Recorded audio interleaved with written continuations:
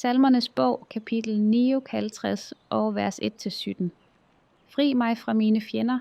Min Gud, bjerg mig fra dem, der rejser sig mod mig. Fri mig fra udodsmænd. Frels mig fra blodstængte mænd. De se, de lurer efter min sjæl. Stærke mænd stimler sammen imod mig, uden at jeg har skyld eller brøde. Uden at jeg har forbrudt mig, Herre, stormer de frem og stiller sig op. Vågn op og kom mig i møde. Se til. Du er jo Herren, herskares Gud, Israels Gud. Vågn op og hjemsøg alle folkene, skån ej en af de troløse nittinger. Selah, ved aften kommer de tilbage, hyler som hunde og stryger gennem byen. Se, deres mund løber over, på deres læber er svær.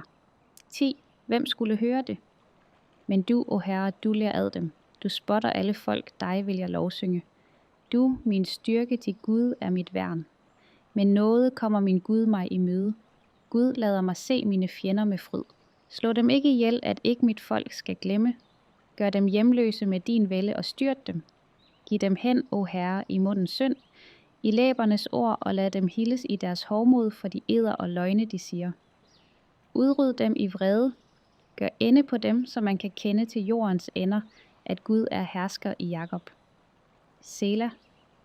Ved aften kommer de tilbage, hyler som hunde og stryger gennem byen, vanker rundt efter føde og knurrer, når de ikke mættes. Men jeg vil synge om din styrke, juble hver morgen over din nåde. Ti du blev mig et værn, en tilflugt på nødens dag. Dig vil jeg lovsynge, du min styrke, til Gud er mit værn, min nådesige Gud.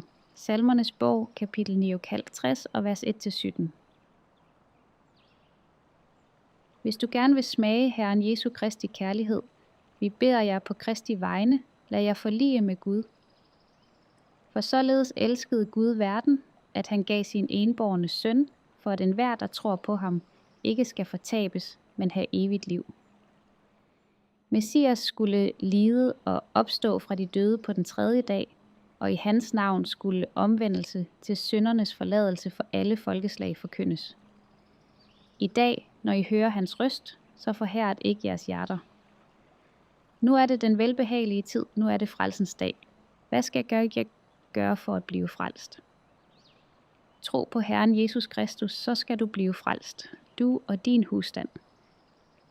Hvis du med din mund bekender, at Jesus er Herre, og i dit hjerte tror, at Gud har oprejst ham fra de døde, skal du blive frelst.